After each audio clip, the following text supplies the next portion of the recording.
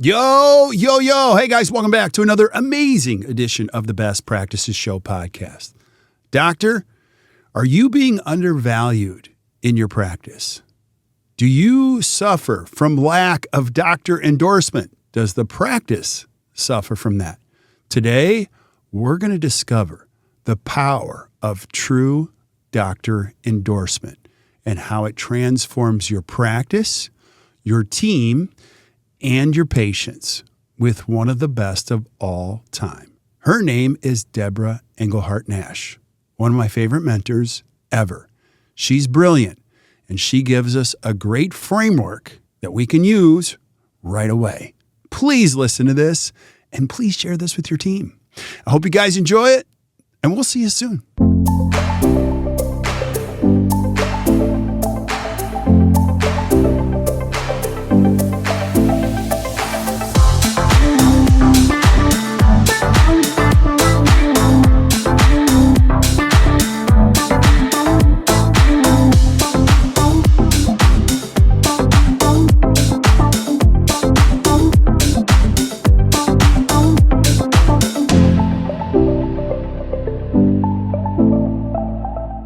Hey guys, welcome back to the Best Practices Show podcast. Our jam around here is to find the greatest experts in all of dentistry to help you with some great thoughts to help you improve your practice and your life. And I have one of my favorite of all time, Debra Engelhardt-Nash, who's truly one of the coaches, mentors. If you ever get involved in this industry on any level, you have to get to know her. You have to learn from her.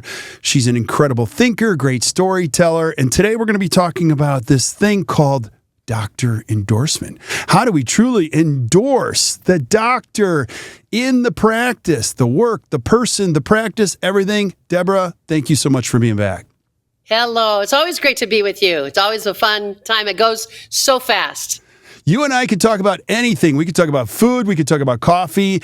And it's always a blast. So you guys are in for a treat today. So wait, okay, let's do this because we're going to blow the internet up on this one. Before we get into it, I have a lot of young listeners. They may or may not know who's Debra Engelhardt-Nash.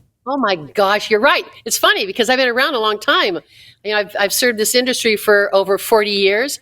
I never in a million years thought I would be involved in dentistry. That's a science. Blech.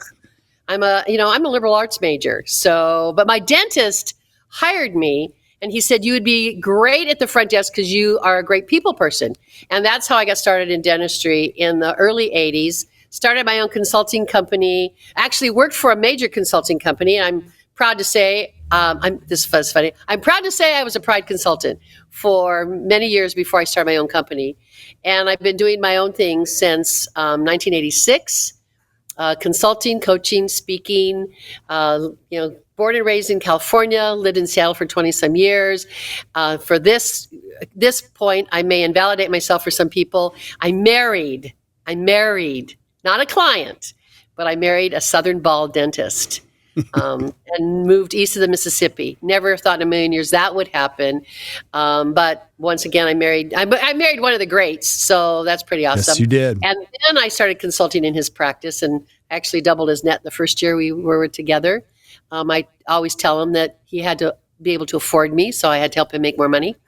At any rate, I've been coaching, consulting, teaching, writing since the early 80s. Been on a lot of the major meetings. I still go in offices and coach. I have my husband and I, Ross Nash, have the Nash Institute for Dental Learning in Huntersville. He teaches the clinical applications of cosmetic and aesthetic procedures, direct restorations, indirect restorations, full mouth rehabilitation, and I teach team communications and dental business school. So it's kind of a 2-day fire hose program for doctors and their teams. And we're in Huntersville, North Carolina. I love it. Big part of the intro in the podcast, if you're a listener, is to know who has the authority to talk about our subject today. And bam, she certainly does have the authority to talk about this subject. So let's talk about doctor endorsement. Why is this an important? I've been into a lot of offices. I'm like you. I mean, I've been into a lot of offices. I've seen the good, the bad, and the ugly. If you think about it, through my career, I've probably visited over 400 dental practices and watched them work and listened to them and heard them and just say, if you could tweak that, if you could say that differently, you might get a better result. If you're not getting the results you want, change what you're doing. I mean, if you expect different results, change your behavior, change what you're doing. So yeah, when we talk about doctor endorsement, and I talk a lot about communication. In fact, I'll go back to when Ross and I first met at an ADA meeting in Seattle, and he had already had his little school going. He was a smaller little environment that we have now. And he said, here's who I am. And apparently he was already known on the speaking circuit on the East Coast, but I'm on the West Coast. And he was telling me what he did. And I said, that's great that you teach doctors clinical application. But if they don't know how to talk to their patients and they don't know how to present the treatment and they don't know how to discuss financials, they're not going to choose your beautiful work. Right. So yes, is it important to have the skills necessary to deliver great, beautiful, exceptional dentistry? Yes. But prior to that, you've got to have the skills to be able to inspire the patient to want your care. And that's what we're really talking about, because 80% of the reason, as you know, 80% of the reason why I choose you has nothing to do with the tertiary anatomy of the crown. Has nothing to do whether or not you're a good dentist. It has to do with how we establish relationships and attract and retain those people to our practice. Right. Now, because of your experience, let's have some fun here. Let's go to the dark side of this and why doctor endorsement. Like, Debra, how rampant is this problem in dentistry? Is doctor endorsement really bad in dentistry? Yes. And I think the problem is, it's once again, it actually starts at the beginning. And we can talk about website and social media and all of that, but once the patient connects with a person at the front desk, so many times, here's a couple of things I hear.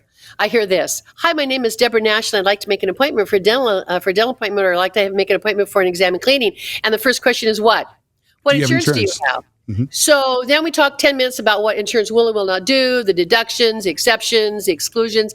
That's one huge mistake. We wonder why patients start focusing on insurance, because we did. The second time, one of the other comments I often hear: "Hi, my name is Debra Nash, and I'd like to make an appointment for dental cleaning and exam and x-rays." And it says, "Oh, all new patients have a full mouth series, and they have a comprehensive examination. They have intraoral camera screening. They have oral cancer. They have periodontal probing." And we start going through our menu of what we're going to do for them, not how we're going to make them feel. We don't ask questions. We start telling the patient what they need to do for us. We need you to come in 15 minutes early. We need you to bring your insurance card. We need to have you fill your forms out online. We need you to, bring a small dog and some pet food. We start telling them all the things they need to do. We never say, here's what you can expect from us. We're not in we are in a service industry. So it's the question is, or the focus should be, how can I serve you? As opposed to, here's what I'm going to tell you you have to do. Or here's what I'm going to tell you. Here's another word. Oh my gosh. I almost cringe even when I start forming the word in my mouth. Let me tell you what our policies are. Let me share our office policy with you. Let me tell you what, or if I call and say, I was calling, I'm wondering, how much do you charge for an exam, cleaning, and x-rays? And offices will say, "I'm sorry, we're not allowed to quote fees over the phone." Or, "I'm sorry, but it's not our policy." Or, "I can't really discuss a fee with you until you come in for a complete examination." So we start automatically excluding that patient from the practice. Yeah. We've got to tell, we're here to serve. So we ask service-oriented questions. Yeah. Let's start at the top, because you said this before we hit the go button. It really starts with the leader, and you said humility can be a weakness. Can you explain that? Yes. In fact, I say that any strength taken to excess becomes a weakness. We've talked about that before in another podcast, when I told the story about my former husband who went to the dentist, and he said his recall visit was a social call. Remember that? Right. It wasn't a dental exam. It wasn't a clinical exam. It was a social visit, and he didn't want to pay for that. So most dentists have a really likable humility. They want their patients to like them. They want to be affable. They want to appear to be caring. Most dentists do not extol their own virtues or their own excellence to a patient. That would be awkward. I mean, I can't imagine a dentist walking into an operatory and say, "Hello, look at my hands. I'm really good." I mean, or "I'm so glad you chose me because I'm so much better than the office down the street." I mean, we don't do that. Doctors don't walk in and say, here are my features, here are my benefits, here's why I'm such a great guy. I mean, I'm full of integrity and trust and loyalty, and I'm going to serve you really well. That would almost come off as disingenuous. So there's got to be somebody who tees that up for the dentist, who has the story. I mean, every team member, what we talked about, every team member should have their story. Why are they there?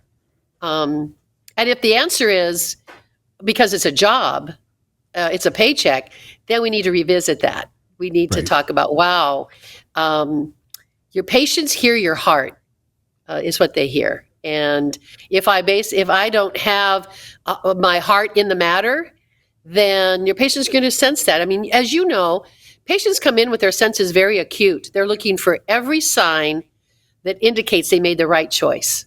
Yeah. They're looking for sights, smells, how the team interact with one another, how they're greeted at the front desk, how the doctor treats them and how they treat the doctor. They're looking to have their decision to be validated. And we haven't even talked about treatment yet. We haven't even done an exam or a consultation yet. But I'm starting to make judgments about whether or not I feel like I'm in the right place. Yeah, that is so. You have to go a little bit further on that because their story is so important. And I always say, I don't care what your lips say, your eyes tell me everything. Even if you're on the phone, I can see your eyes telling me the story. And you even mentioned a story about a team member that was working the front who didn't get their dentistry done at the existing practice that she worked at. Yeah, it was just interesting. I mentioned I was in Toronto a couple of weeks ago.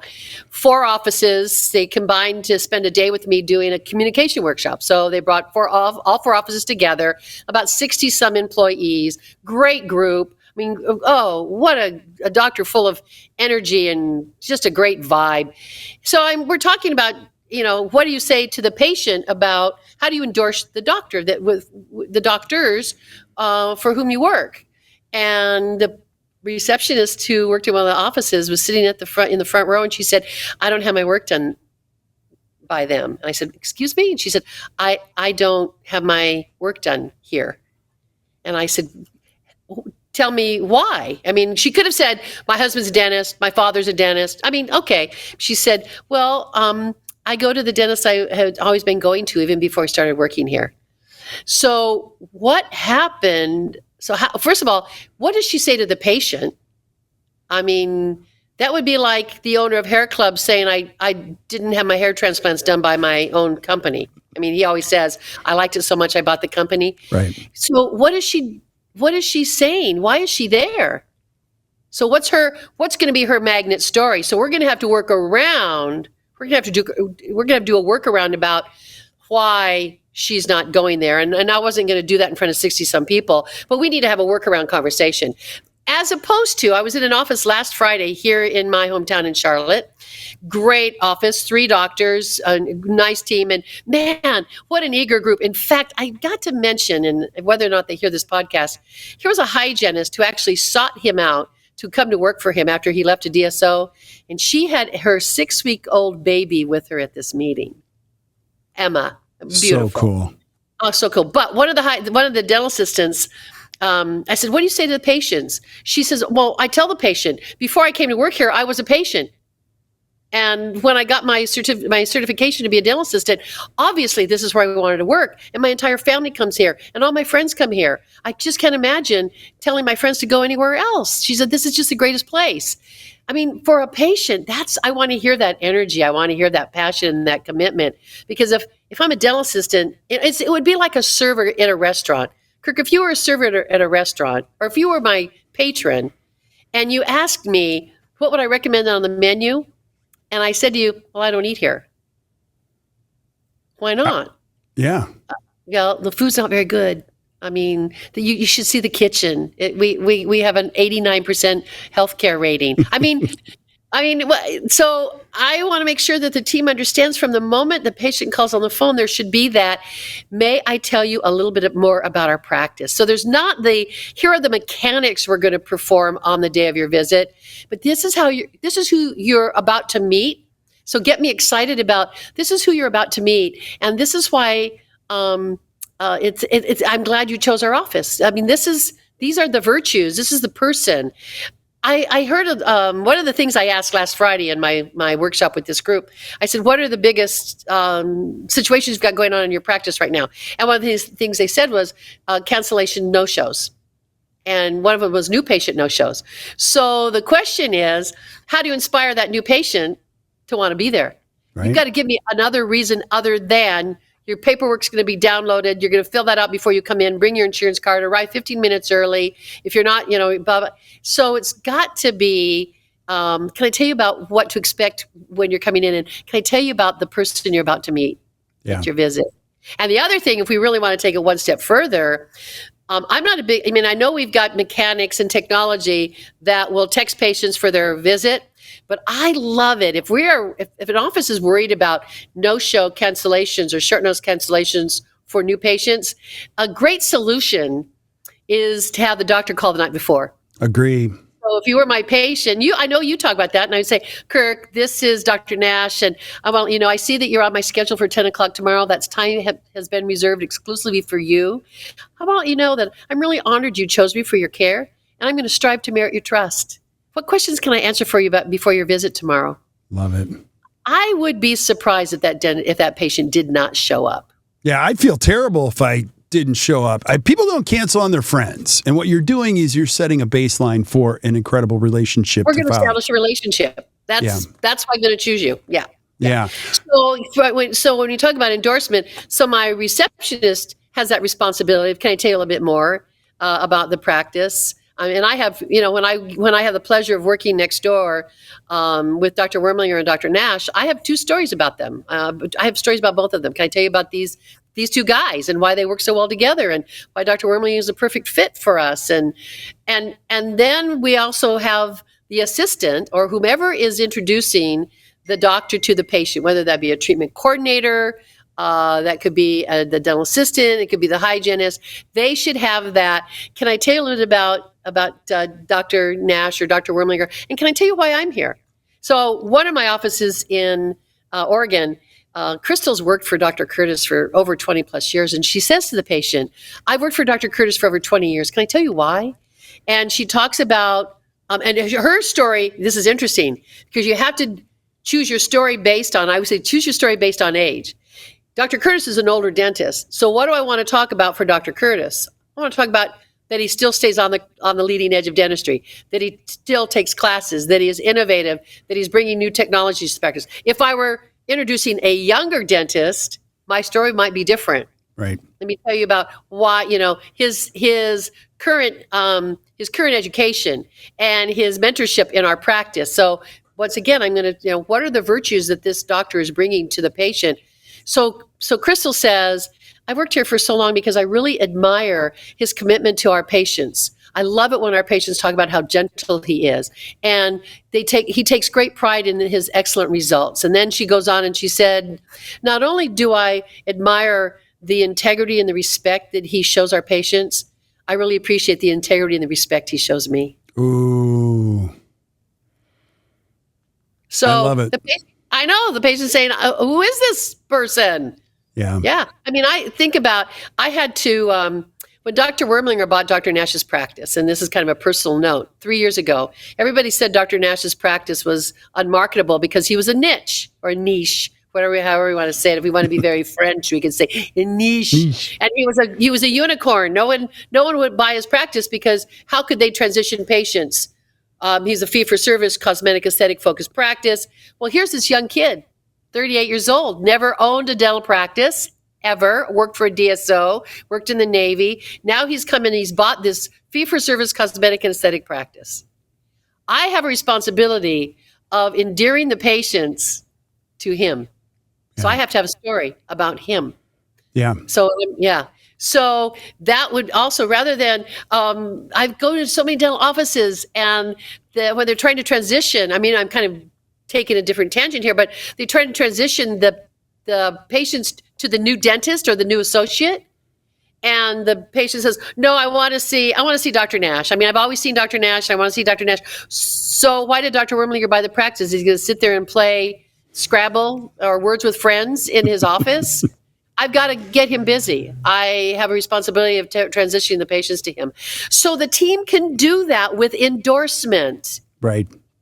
So the team can say, here's why Dr. Wormlinger is such a great fit for us. Here's why Dr. Nash chose him. So the team has that responsibility of helping with that transition. And that person at the front desk has to learn not to defer when the patient says, well, I only want to see him. I only want to see the senior doctor. No, I've got to help them understand. Wait till you meet Dr. Wormlinger. And I sometimes joke, I said, and he actually has hair, which is really kind of a nice added That's feature. awesome. Okay. I have so many questions for you. I want to break this down into 4 buckets if you're okay. So number 1 is before they actually come to the practice. Number 2 is when they're there in the practice. Number 3 is when they have to make that critical decision about, do I do the dentistry here once we've had a chance? And then number 4 is a different provider, whether it be a new dentist, and even switching hygienists or whatever. Yeah. Let's start with before I get to come to the practice. What's your favorite? If I'm listening to this, give me a treatment plan in those 4 buckets. What do you think? Before. Okay. So obviously, my favorite question to ask a patient when they call is, tell me what inspired you to call today. Right. I mean, I don't want to say, are you a patient of record? Are you in pain? Oh my gosh, I'm happy to help you, so that I make sure that that I'm schedule the appropriate appointment for you. May I ask you a few questions? And of course, the question is, what inspired you to call? And then we're going to go through the mechanics of gathering name and data. And so I'm going to let the patient know, so that I'm sure that I can get your information, and I'm starting your records. I always say, I'm starting your records right now. I want them to know that. So I'm starting your records right now, so that I'm going to be gathering this information, and then we're going to go through the blah blah blah. And one of the last questions may be something like this: so that I can help you with any outside coverage that you may have that's going to help you defray your costs. May I ask about any insurance involvement? So I'm not going to say maximize benefits or what insurance do you have in the beginning, so that I can help you with whatever dental allowance your employer has provided for you. May ask you about that coverage. And then before I hang up, I'm going to say, before you go, can I tell you a little bit about the doctor you're going to be meeting on the day of your appointment? Can I tell you a little bit about our practice? And one of the things, my example would be, if I'm going to introduce to Dr. Nash, I'll say, not only, you've probably chosen him because of reputation. You probably Googled him and you were referred by a friend. Not only does he have great clinical skills and he's a dental artist, but he is very affable and he's very humble. He is great at the chair. And I think what's most important is he's going to give you all the time you need to help you make the right choices. His mantra, if you will, is to save as much natural tooth as possible. He's very conservative. And he actually tells us that on his way to work, he always says a little prayer every day. And he says, Lord, help me do the right thing today, because if I do, the right thing will happen. I said, that's the person that you're going to be meeting on the day of your visit. Love that. Why would I skip my appointment, not show? And you're also building incredible value. Yeah. And establishing trust. Yes. Yeah. Yeah. So that should happen. So I know, and I actually do some work for other consulting companies that say you should only spend 3.5 minutes on the phone with a new patient. That call should only last 3 minutes. I'm thinking that call should last as long as it needs to. Okay, you got to go back to that, because I hate that when people say 3 to 5 minutes, get them in the practice. Why would I spend more time? Because I totally agree, but explain why to our listeners. Because I want that patient to hang up that phone saying, I have never been treated so well by any dental office. And not only, I can't wait to go there, I'm going to tell my friends, I received, this was one of the best phone calls I've ever had. Quick story, but my stories are never quick. My daughter always says, Mother, you're doing this and you need to do this. There's a woman who walked in our office one day. I happened to be at the front desk, and I'm looking down at the computer like, hi, thinking, who the heck is this? Not on the schedule. And she said, I don't have an appointment. She proceeded to tell me she had been to another dental office for her exam and her cleaning, and they gave her a treatment plan. But she was not comfortable, and she did not like the way she left, not comfortable with the way they made her feel. And she called her husband. She said, I was in tears in the car, and I called my husband, and she said, I don't know what to do. And he said, Wendy, when I was calling around for dental offices, he said, we chose the lowest fee possible. He said, they actually went to this office on a Groupon. He said, the nicest phone call, the nicest person I spoke with was this person at this office. He said, there was the best phone call of all the calls I made, and I think you need to go see them. And it was me. He had spoken to me. So Wendy had come in from another office, not happy, from a Groupon, choosing based on fee. And I'll just sort of tell you now, the rest of the story is Wendy has 20 veneers, and her husband has 10. Wow. And it was not relationship. And it was and establishing a relationship with a shopper. Yeah. It can be done. It totally can be done. As opposed to saying, I'm sorry, we don't quote fees over the phone. So once again, I have to tell you, and I know you have your 4 buckets. I probably have 12 buckets. But when a shopper or somebody who's calling how much you charge for, or do you take my insurance? The answer always is, I would be happy to tell you about our fees. Before I do, may I ask you a few questions? As opposed to, I'm sorry, we don't quote fees over the phone. Or do you take my insurance? I'd be happy to tell you how we handle insurance. Before I do, may I ask you a few questions? How did you choose us? It sounds like you are looking for the right office, and cost is a consideration for you. How did you choose us? Yeah. What made you call me? Yeah. You're slowing it down, and you're also going to help me explain why I asked the question, which you can further help them, which makes me feel closer to you, because a lot of these people don't even know why they're asking these questions. They've just been prompted to ask these questions, or they don't know. Yeah.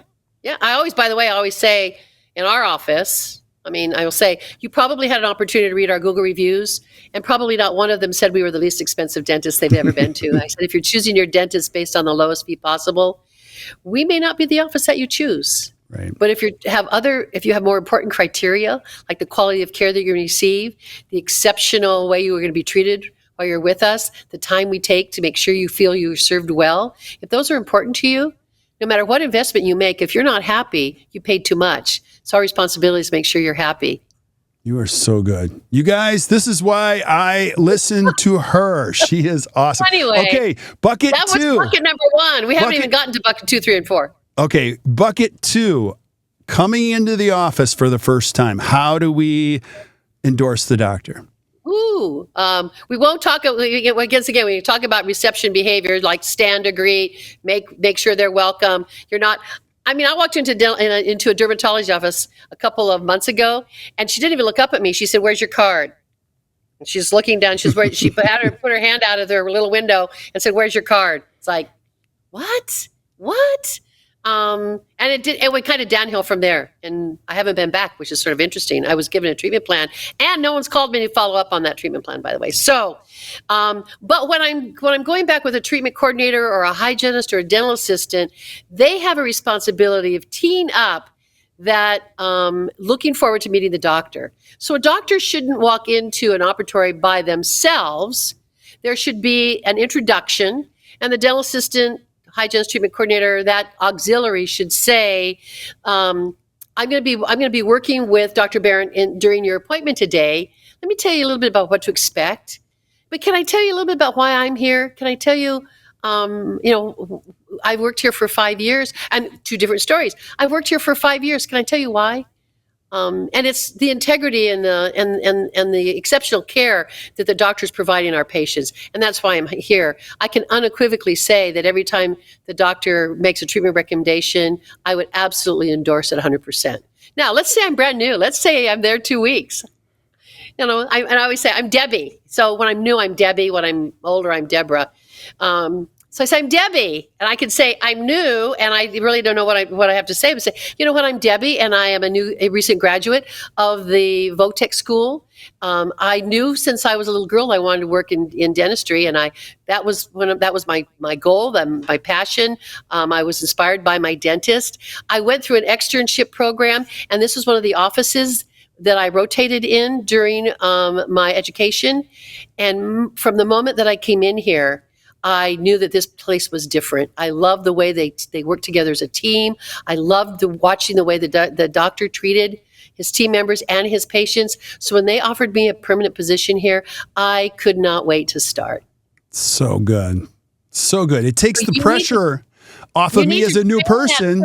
That new person on that's, and it has to be genuine. It has to be authentic. So I would ask Kirk, if you were new, I'd say, why did you choose us?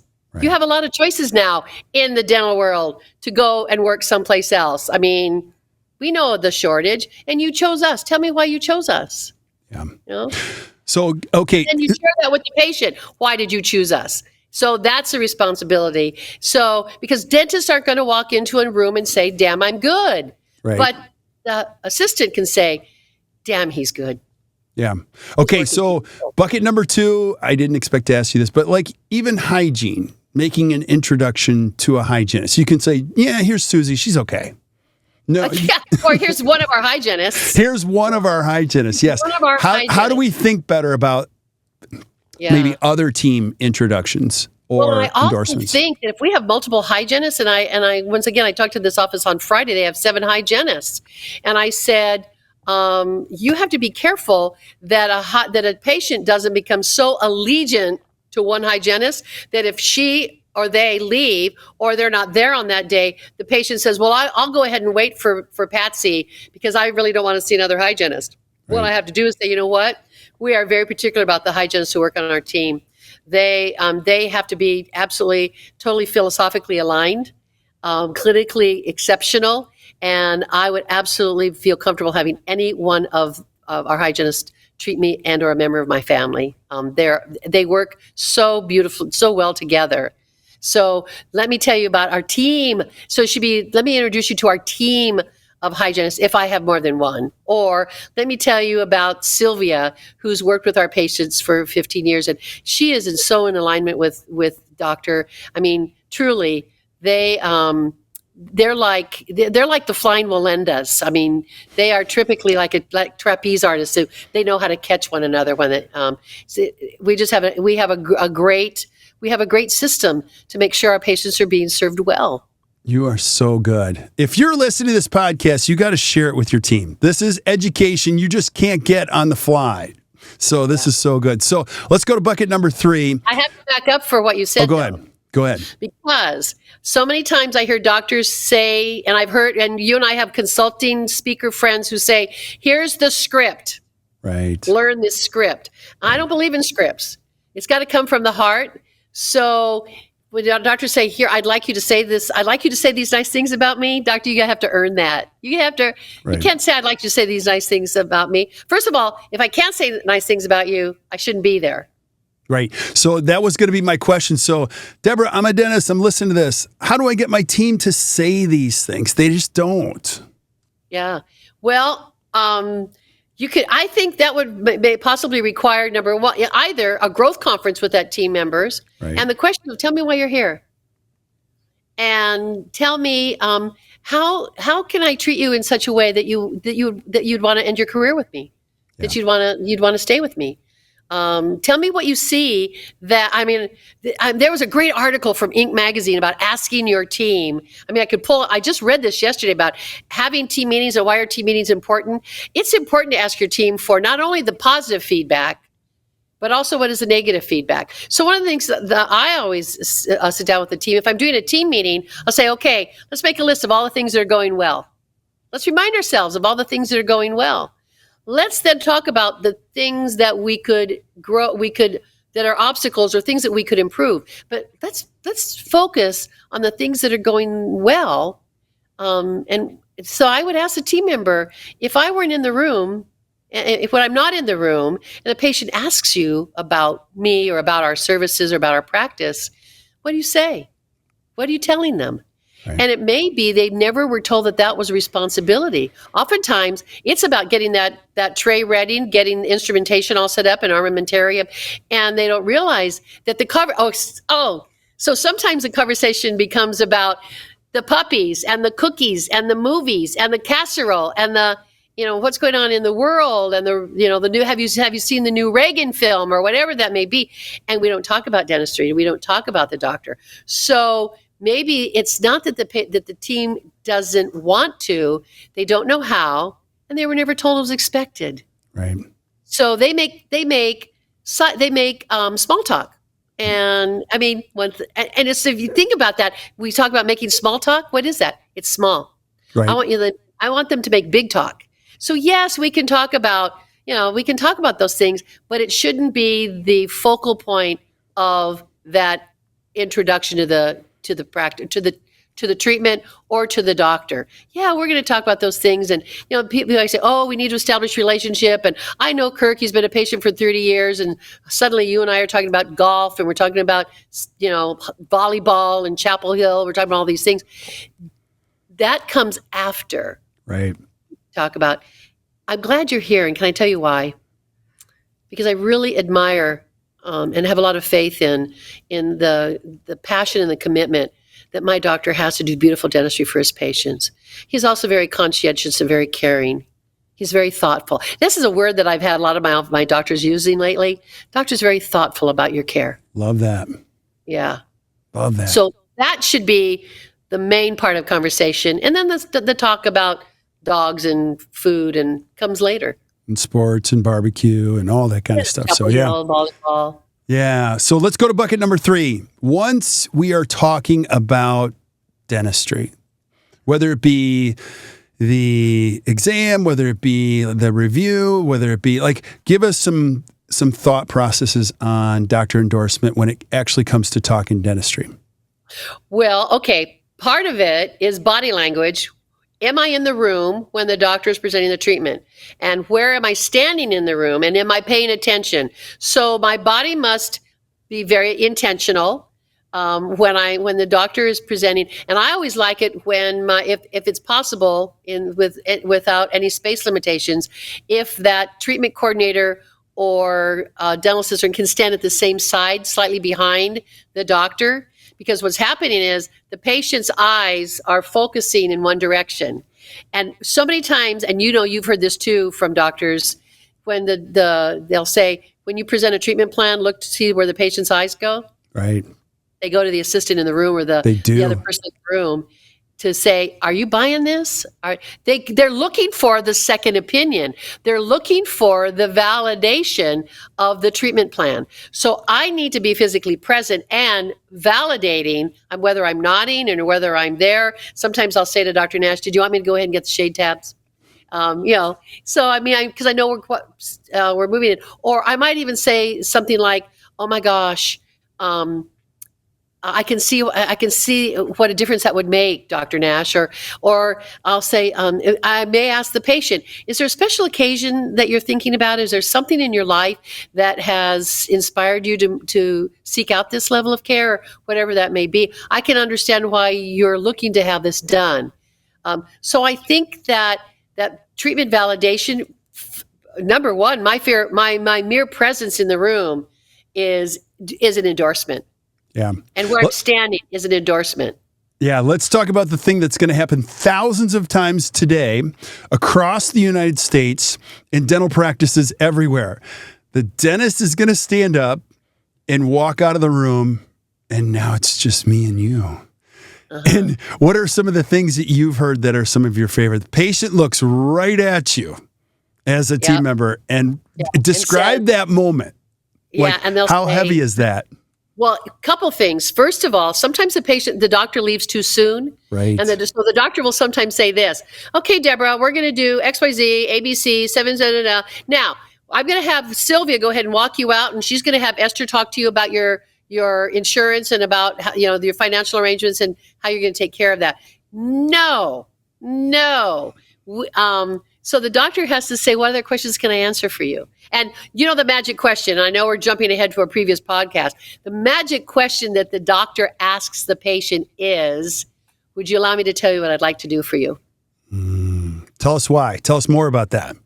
Because patients don't buy what they need. And I'm not going to sit down and say, I'm going to tell you what you need. Really? You're going to tell me what I need. You're going to tell me that I need to go on a diet and I should be eating more broccoli and I need to work out with uche. And you're going to tell me all that. I'm not going to buy that. But if you tell me that I want to, tell me, would you allow me to tell you how I could help you improve the quality of your life? I'll buy that. Yeah. I'll buy that. Yeah. So would you allow me to tell you what I'd like to do for you, as opposed to, can I tell you what you need? Or I'm going to tell you what you need. It almost sounds like you're scolding the patient. I'm going to tell you what you need. And then Teresa's going to talk about your insurance. No, would you allow me to tell you what I'd like to do for you? If you gave me carte blanche, I have never heard a patient say, no, don't tell me, I don't want to know. Ever. So then, if when the doctor considers themselves to be done and the patient's ready to move forward, then that person who's releasing the patient to go in and make the appointment or make financial arrangements. I have some offices where they do it right there at the chair, but I think that question, the question that I would want to ask is the treatment coordinator auxiliary person would be, what questions can I answer for you about your treatment? Not, do you have any questions? What questions can I answer for you about your treatment? What concerns do you have that I can help you with? Right. Because if you ask, what other questions can I answer for, or do you have any questions? Just close. No. Yeah. It's time for me to go. I want to be, I don't want, because if I say no, what do you say? You painted yourself into a corner. So what other questions can I answer for you? What concerns can I help you with? Because I know what the concerns are. So we have to be able to talk about cost, time, fear. Do I really need this? I'm going to wait for it to hurt. So we have to practice that. We have to do some team training on what do we say. That should be a team meeting. What do we say to the patients when they ask the difficult questions? Right, because the difficult questions, enjoying that process, which sounds counterintuitive, is where the success is, because they're only going to ask, cost, fear, time. What was number 4? Well, for me, value. I call it value, but you know what? It's not bothering me right now. Right. It's not bothering me right now. So, but the patients are going to turn to the auxiliary and say, that sounds like a lot of money. So have the answer. It is an investment, isn't it? Right. Yeah. That's why I'm really proud of the commitment we make to make sure that the quality of our care is worth the investments you're going to be making. Yeah. You and I could do a whole podcast on that obstacle. I've heard so many. I think you taught me this one too. There's no less expensive way to do anything than to do it the right way the first time. Now, I realize there are other cheaper solutions out there, but we pride ourselves on helping you keep your teeth, stay healthy, and doing it the right way. Yeah, I think the other way of saying that is I would rather explain our fees once than ever have to apologize for the quality of our care over and over again. Ooh, touche. Like, we could actually turn this into a game show. Like, who's got the best response? Almost like a ding, ding, ding. We could have a panel. We could have a panel, like who had the best response to the biggest challenge. Ooh, this is so good. We're coming up with good stuff But here. you know what? If you give your team members some choices, then you could ask. So I might ask you, Kirk, what works best for you? What sounds genuine, or what sounds authentic to you? Or let's work through. Because so many times doctors say, I wish you would say this, or they say, I wish my team would say this. You know what? Help me say it the right way. How many times, in fact, we as young people, if we got into an argument with our boyfriend or our best friend, we'd call a friend and say, can you believe he said that to me? Right. And then you would say, well, what did he say? And how did you respond? Well, I did this. And now he's going to expect me to call him back. What should I say? So we do that in our lives. We get help from others. I have a situation right now with a friend. I'm kind of helping her work with a challenging situation she's got to confront. And she said, how should I do this? What should I say? So I'm in the middle of my book, and the title's either going to be What Inspired You to Call or What Should I Say? Which I think is a song. But I think that working with your team and say, let's talk about those difficult questions and the difficult challenges that patients give you. And we were talking yesterday with our receptionist. I had to coach my client, who happens to be Dr. Ross Nash, yesterday. And I said, I'm speaking as your consultant now. You're undermining your team by something that you're doing. But I think it goes back to, how do we coach, and what opportunities do you spend, you give your team to work through those difficult conversations? Yeah, I love that. I love that. Gosh, I have so many other things I want to talk to you about here, but let's do this. Let's do bucket number 4, which you already gave us some perspective, but let's talk about creating value for other providers or other dentists or even like other practices. People are like, well, why should I come here? So we can tie a little bow on this one. Well, I think, you and I were talking about, when my husband, who had his practice for over 40 years, sold it to a young dentist and who had never owned a general practice, who he'd worked for DSO, was a Navy dentist, worked for DSO, and now he's buying this practice. I have the responsibility of helping that patient transition to the new, I'll say for us, I would never say this to a patient, to the new provider. So many times we don't have a conversation with the team members about, let me introduce you to our new associate and why they are here and what value they bring to our practice. So sometimes they're like, hey, we just hired this new dentist and here they are, and we need you to fill their schedule. So I see something like this. And I actually heard Dr. Nash's receptionist years and years and years ago. He had hired a young associate.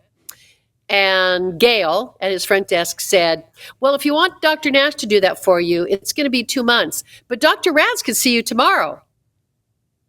That is not the way you sell Dr. Rads. That's not the way to sell the new associate. And so it goes back to, you know what? I am so glad that we now have, whether it be Dr. Rads or Dr. Gary or whatever, so that we have Dr. Rads on our team right now, because the treatment that you need, or the treatment that we're looking for, that is actually one of their expertise. That's one of the reasons we brought them here, is because of their experience and their knowledge and their technique in providing that for patients. So, once again, as opposed to making that associate dentist the default dentist, you should actually be talking about why we brought this person on board. Love it. And I think that's critical. Love it. Okay, so I want people to know more about you, what you do there at the Nash Institute. But before we do, let's wrap this one up in a bow. Give us some final thoughts on Dr. Endorsement. Once again, the reason I think, I said it at the top of our session, that 80% of the reason why I choose you is your ability to establish relationship with me. So how well is you and your team establishing relationship? What kind of introductions are you making? It is not your menu of services that you provide that want me to buy you. It is the way you're going to make me feel. And the responsibility starts with getting me excited to meet the people I'm going to meet during my appointment. I think that's critical. And it has to be, back in the day, we used to talk about the raw egg. It has to be passed along genuinely to each provider. I need to have, what is my magnet story? So one of the things I would encourage doctors to work on with their team is what story are you telling our patients about our practice? What's your story? Yeah. And what's my story? So that, Dr. Nash, graduated from Chapel Hill, blah, blah. That's not the story. I want to hear the heart. I want to hear the heart of the practice. That's what I mean. Why do you think TikTok is so popular? Because it's usually what I just happened to see this morning as I was kind of scrolling through my stuff, that they saved a dog out of a pipe on TikTok. Okay. I mean, people want stories that make them feel something. I buy dentistry. It's typically, unless I'm in pain, it's typically an emotional buy. And think about this. Oh my gosh, another session.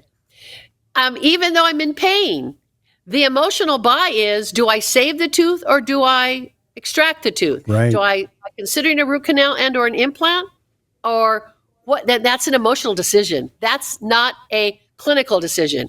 It's a patient emotional decision. So how do I inspire the patients to use their emotions to make choices about my dentistry? You're amazing. You're amazing. I'm going to tell the listeners, I would start with this podcast. Share this podcast with your team and say, let's just have a conversation, later on after we listen to it, and maybe create a treatment plan internally of some things we could do to improve this part of our practices. Debra, I know people are going to be listening to this going, I need more of this. What do you do? I want to back up too, because it's kind of, and I don't want to aggrandize myself, but last Friday, I was telling you about this dental assistant who was awesome. And she said, I was a patient before I came to work here, and I knew this is where I wanted to be. And all my friends come here, my family comes here, and I can't even imagine telling my friends to go anywhere else.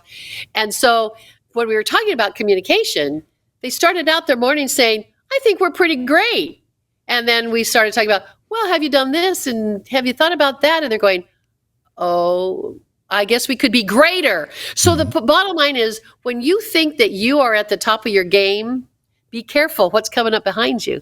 Right. Other people are racing to be at the top of the game. So the top of the game continues to move. Social media has done that for us. Expectations of patients now are higher. I mean, social media is a blessing and a curse. Social media hurts us and it also helps us. Right. But my expectations sometimes are heightened or increased because of what social media posts from other dental offices or from other experiences. Yeah, totally agree. Totally agree. All right. Tell us, what do you do? What kind of a room are you in right now? What do you guys do there? Oh, well, I'm sitting in the Nash Institute for Dental Learning. We actually have a course coming on this weekend on total indirect restorations. So we do offer a clinical continuum. They can be standalone courses, or they can be taken as a continuum, and they don't have to be taken in order, although Dr. Nash has designed it so it's direct restorations. And we have a co-instructor with that. We also teach EFTAs, because certain states, EFTAs are doing beautiful dentistry and beautiful composite restorations. So we do direct. We do indirect, which are going to be lab-related procedures. And it always amazes Ross how when some of the doctors come to the Institute and they say, I've never cut an inlay or non-line before. We didn't learn that in dental school. He goes, what? So it's indirect, posterior and anterior, indirect restorations with an emphasis on veneers. With the direct, there's a component of doing direct composite veneers. My husband is a master. He's invented the materials, the equipment, he's the armamentarium, and he's a great teacher in that. And then we have the full mouth rehabilitation, and we talk about the standard method of rehabilitation, and then also the digital method of rehabilitation. So we do that as well. I have to say, the wonderful thing about my husband as an instructor, once again, what I say about him at the chair with patients, he is very humble. And he is very affable, and he has an attitude of, all of you can do this kind of work. I've just been doing it longer, and my focus has been there. But it's not because I am famous. It's not because I'm Ross Nash, and I want to help doctors use this practically in their general practices every day. So, and we talk about other clinicians who take 2.5 hours to do a direct composite. You don't have 2.5 hours to do direct composite in general practice. So Ross says, I want it to be practical. Full mouth rehabilitation, same thing. Then we also have a 2-day dental business school where we talk a lot about what I'm talking about here. Where I say from phone call to recall and everything in between. We spend 2 days talking about those systems and those behaviors that increase your productivity. Bottom line for all of our teaching is, how do we increase your productivity and your profitability? And then by popular demand, we've created a 1-day program on simply team communication. We have a team communication workshop, much like we're talking about now. How do we say what we say so that our patients say yes to our care? How do we attract the patient, and how do we retain them, and how do we increase their net value in the office? So I love it. I love it. And so you and I also talked about, I'm a member of the Academy of Dental Management Consultants. I'm a member of Speaking Consulting Network. I'm also a member of an organization called the Academy for Private Dental Practice. Tell us about that. Well, that's been around for over 60 plus years. And they do an annual meeting every year, and it's really dedicated to private practice dentistry. And it's almost like a mentorship program, as well as they talk about the economics of the practice management, the human resources, the clinical aspect, the leadership aspect of owning a dental practice. It really is focused on that 50% of our population who still want to be in private practice dentistry. And Kirk is going to be one of our keynote speakers this coming up in 2025 in Tucson, Arizona, March 6th through the 8th. Yes. A beautiful resort. And then one of the things I loved about APDP, and I've been a member for years, I was the president last year, and I'm immediate past president.